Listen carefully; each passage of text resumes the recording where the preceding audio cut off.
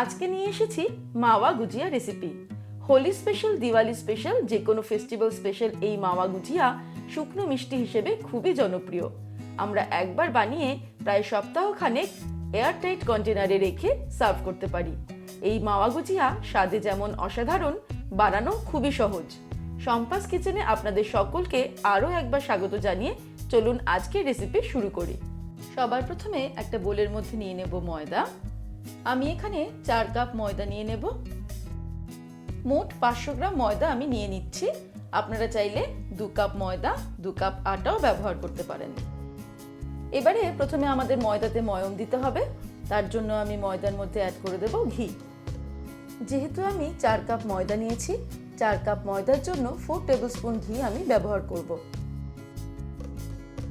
এবারে ময়দা আর ঘিটাকে খুব ভালো করে মিশিয়ে নিতে হবে। একটু ধৈর্য ধরে সময় নিয়ে এই কাজটা করতে হবে, তাহলে আমাদের গুজিয়াটা খুবই খাস্তা হবে। ময়দার সঙ্গে ঘিটাকে আমি খুব ভালো করে মিশিয়ে নিয়েছি। আমাদের ময়দাতে খুব ভালো মতো ময়ম দেওয়া কমপ্লিট। এই দেখুন, আর দেখতেই পাচ্ছেন ময়দাটার রংটাও কিন্তু পরিবর্তন হয়ে গেছে। এবারে আমি অল্প অল্প করে উষ্ণ গরম জল ব্যবহার করে ময়দাটাকে মেখে নেব।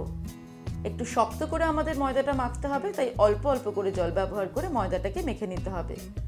আমরা সাধারণত রুটি, লুচি, পরোটার জন্য যেরকম ডো তৈরি করি, এই ডোটা কিন্তু একটু ভিন্ন হবে, অর্থাৎ একটু শক্ত করে আমাদের মাখতে হবে, তবেই গুজিয়াটা ভালো খাস্তা হবে।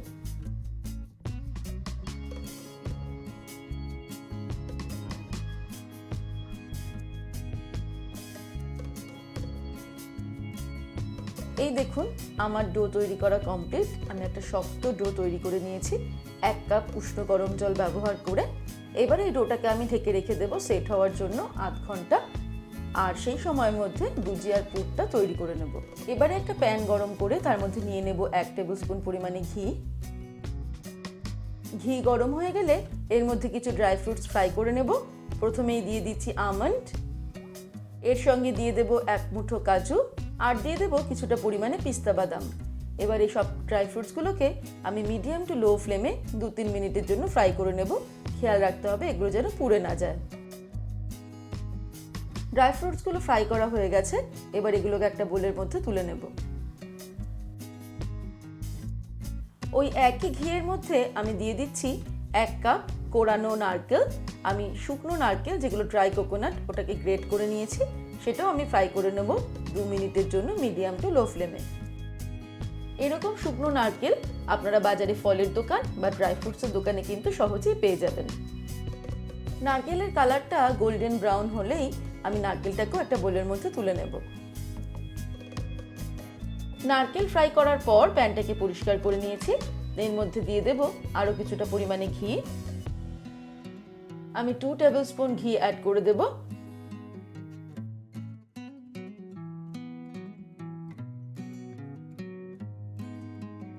ঘি গরম হয়ে গেলে এর মধ্যে দিয়ে দেব 1/2 কাপ পরিমাণে সুজি। সুজিটাকেও মিডিয়াম ফ্লেমে আমাদের ভালো করে ফ্রাই করতে হবে।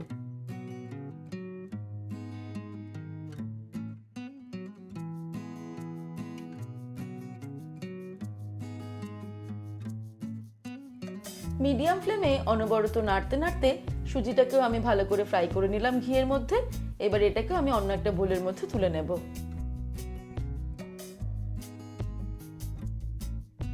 এবারে ফাইনালি আমি নিয়ে নিয়েছি মাওয়া বা খোয়া ক্ষীর। 150 গ্রাম খোয়া ক্ষীর আমি কড়াইয়ের মধ্যে এইভাবে টুকরো টুকরো করে ভেঙে দিয়ে দেব।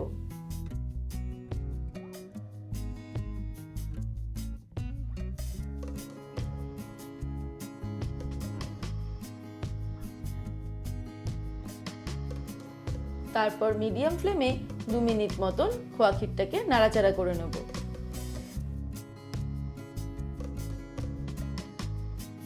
সামান্য নাড়াচাড়া করতেই খোয়ার রংটা কেমন পরিবর্তন হয়ে গেল।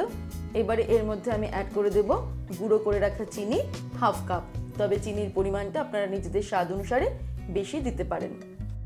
গুঁড়ো চিনি অ্যাড করার পর আমি আরও কিছুক্ষণ এটাকে নাড়তে থাকবো মিডিয়াম টু লো ফ্লেমে, আর এটাকে একটু ঝুরঝুরে করে নেব।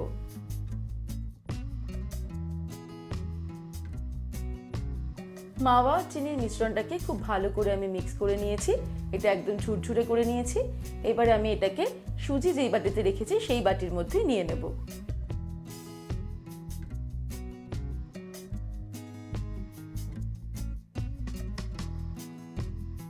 এর মধ্যে ভেজে রাখা নারকেলটাও দিয়ে দেব।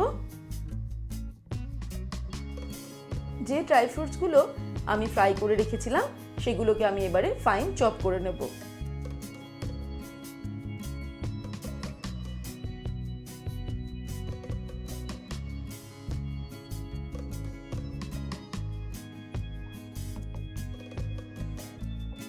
ড্রাই ফ্রুটসগুলো ভালো করে চপ করে নিলাম। এবার এগুলোকেও আমি ওই বোলের মধ্যে নিয়ে নেব।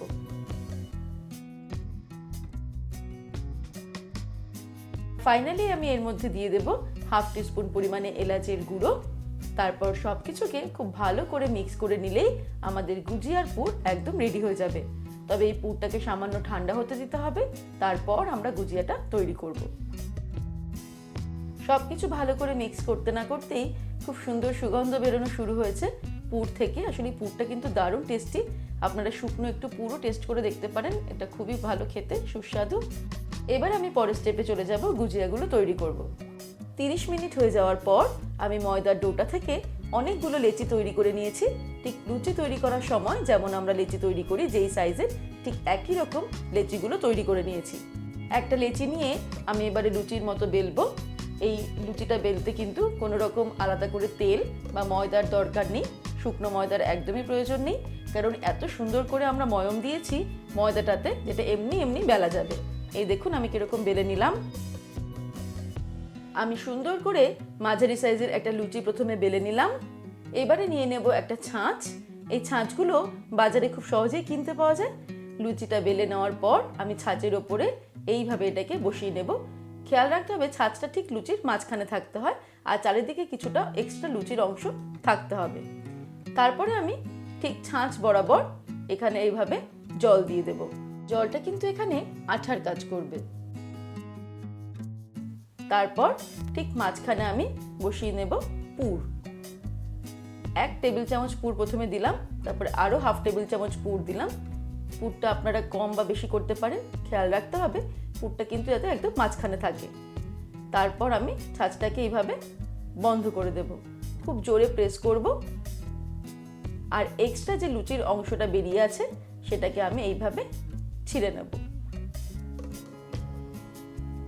এটা কিন্তু আমি পরে আবার লেচি তৈরি করে ব্যবহার করতে পারবো। তারপর হাত দিয়ে ভালো করে প্রেস করলাম, তারপর খুব সাবধানে আমরা ছাঁচটাকে খুলে নেব। এই দেখুন কত সুন্দর আমাদের গুজিয়াটা তৈরি হয়েছে। খুব সাবধানে এটা ছাঁচ থেকে তুলে নিয়ে আমি রেখে দেব।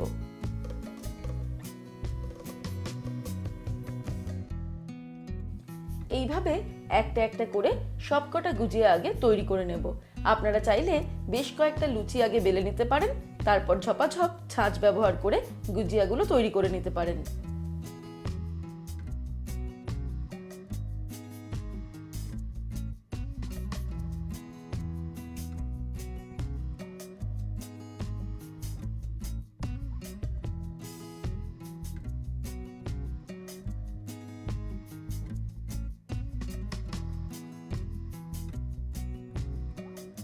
বাড়িতে ছাঁচ না থাকলেও আমরা কিন্তু গুজিয়া তৈরি করতে পারি।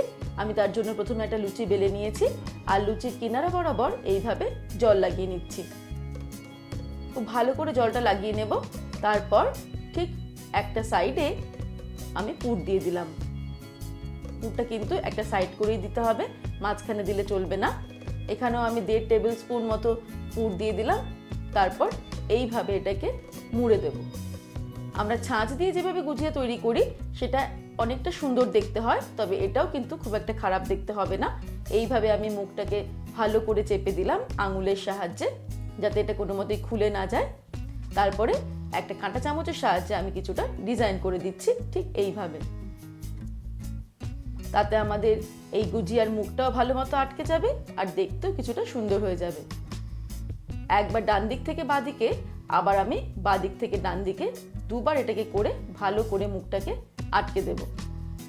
তবে সেক্ষেত্রে কিন্তু আমাদের গুজিয়াগুলোর প্রত্যেকটা সাইজ একই রকম হয়তো হবে না, কোনোটা ছোট বা বড় হতে পারে। তবে ছাঁচ ছাড়াও আমাদের গুজিয়াগুলো কিন্তু খুব একটা দেখতে খারাপ হবে না। সবকটা গুজিয়া আমি প্রথমে তৈরি করে নিয়েছি। এবার চলে যাব ফাইনাল স্টেপে। এবারে ফাইনাল স্টেপে আমি প্যান গরম করে তার মধ্যে নিয়ে নিয়েছি বেশ কিছুটা পরিমাণে রিফাইন্ড অয়েল। তেল গরম হয়ে গেলে ফ্লেমটাকে মিডিয়ামে রেখে আমি গুজিয়াগুলো এর মধ্যে ছেড়ে দেব।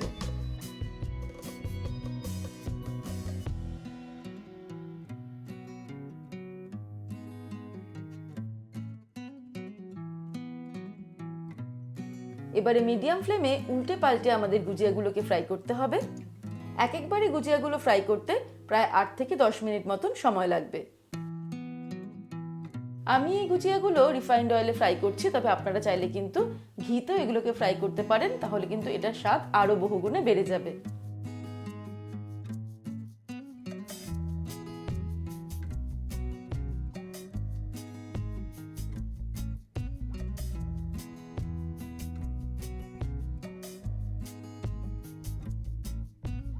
মিডিয়াম ফ্লেমে মাওয়া গুজিয়াগুলোকে উল্টে পাল্টে আমি ফ্রাই করে নিলাম। এগুলো ফ্রাই করা কমপ্লিট।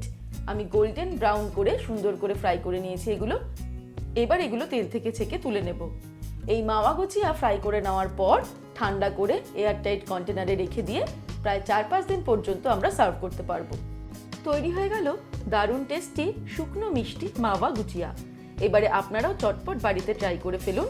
আর পরিবারের সকলের ভালো লাগলে রেসিপিটা অবশ্যই লাইক করবেন আর বন্ধুদের সাথে শেয়ার করতে ভুলবেন না। এমনই দারুণ দারুণ রেসিপি দেখার জন্য আজই সম্পাস কিচেন চ্যানেলটি সাবস্ক্রাইব করে নিন আর পাশে থাকা বেল আইকনটা প্রেস করে অল নোটিফিকেশন অ্যাক্টিভ করে নেবেন। তাহলে নতুন রেসিপি শেয়ার করার সঙ্গে সঙ্গে আপনার কাছে নোটিফিকেশন পৌঁছে যাবে। সুস্থ থাকবেন, ভালো থাকবেন। আমি আবারও হাজির হব নতুন নতুন রেসিপির সঙ্গে। নমস্কার।